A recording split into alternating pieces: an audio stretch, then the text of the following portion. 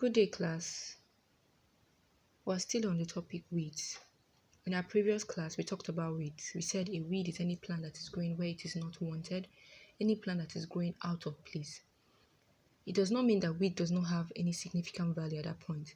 But for example, if I have a cowpea plant that is growing on a yam plot, as far as I don't want that cowpea at that particular point, that makes the cowpea a weed.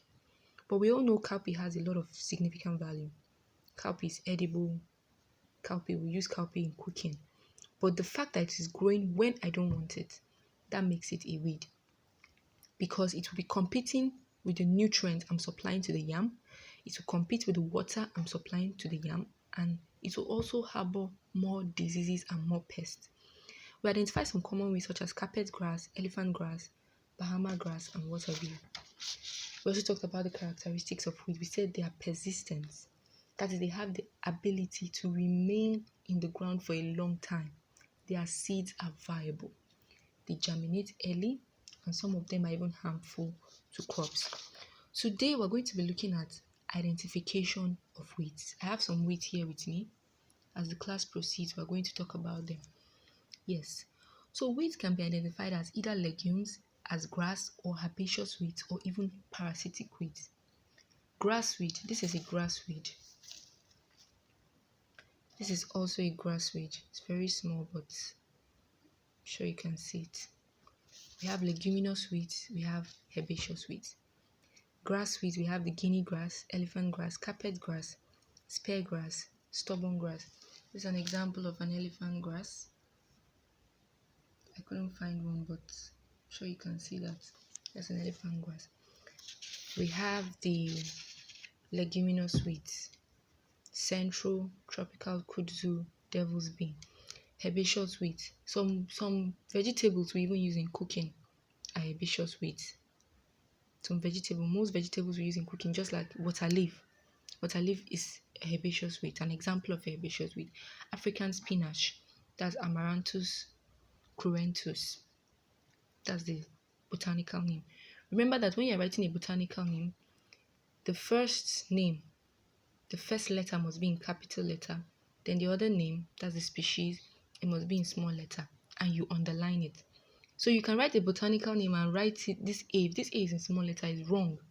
So if I ask you what's the botanical name of African spinach, you write Amaranthus cruentus and you write it in small letter. That's the Amaranthus, and you don't underline it. It's wrong. You won't get a full mark. You get a half mark. All right.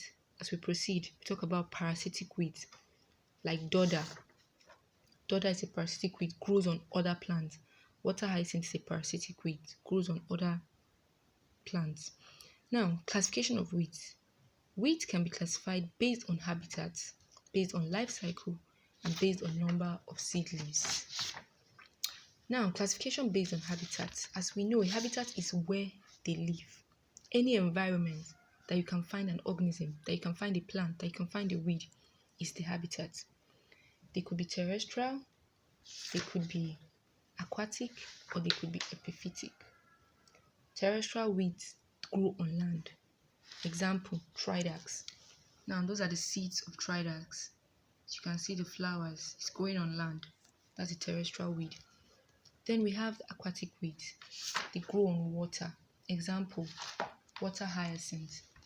Now, that's a water hyacinth growing on water. Aquatic weeds disturb the movement of boats on the water. They can also destroy some animals that are living in water. Epiphytic weeds are the ones that grow on other plants, like striga. Striga grows on another plant. Striga grows on cereals. We have the dodder. This is the dodder plant. Dodder grows on cassava. Dodder grows on pumpkin. And we have the mistletoe. The mistletoe grows on kola. Weeds can also be classified based on their life cycle. That is annual, biennial, or perennial. Annual weeds complete their life cycle in just 1 year. An example is goatweed. That's a goatweed there. Then the biennial weeds complete their life cycle within 2 years. We have the morning glory. That's the morning glory. And then we have the wild carrot. While the perennial weeds complete their life cycle in more than 2 years, the elephant grass, the stubborn grass, the spear grass, most of the grass weeds are perennial weeds. Then weeds can be classified based on the number of seed leaves, that is either monocotyledonous or dicotyledonous. Now, monocots are the ones with long, narrow leaves and they have parallel veins. So from that definition, this can be identified as a monocot. You can see the veins, they are long, they are parallel, and they are narrow. This is a monocotyledonous weed. This is also a monocotyledonous weed. Long, narrow, thin, and parallel veins. Their root is fibrous. Then we have the dicotyledonous weeds. They are short, they are broad, with a network of veins. This is a dicotyledonous weed. You can see the leaf very broad. You can see the veins, network. The veins come together to form a network. Unlike the monocot, it's just long and parallel. But this is a dicotyledonous weed. The leaves are broad and the veins form a network. So, I'm sure you can see this. Yeah, example, siam weed, goat weed, and pigweed. So with that, we've come to the end of our class for today. So we'll see next week for our next class. I will drop your assignment in the Google Classroom.